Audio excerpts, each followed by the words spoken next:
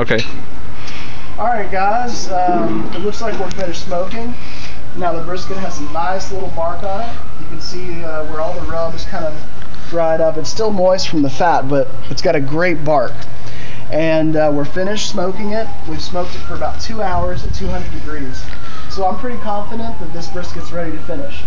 Now, because we're using a gas grill, and because we don't have the best equipment, the best thermometers, and because we're doing this at home, and we're amateurs and we're inexperienced, we're going to do this the really cheap way, which is in the oven.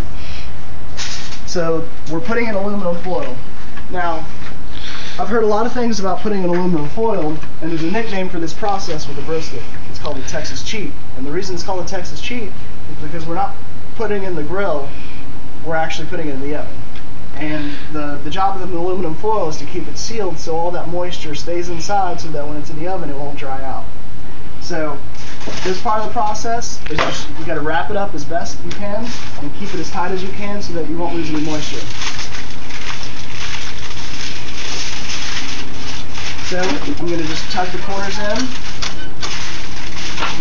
and just keep it as tight and keep the best seal I can. I don't want to put any holes in it because every hole you put in it, steam's going to come out of it. You don't want to lose your steam. You want it to stay nice and moist on the inside.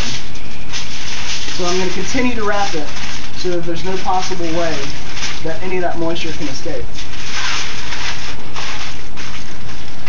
And now we have our finished product.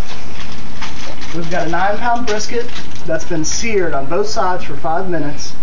It's been smoked at 200 degrees and a gas grill with hickory wood chips for 2 hours at 200 degrees, and now it's ready to go in the oven. I've heard a lot of things about how long to cook it, and they say, most people say about an hour and 15 minutes, an hour 20 minutes for every pound. This is a 9-pound brisket.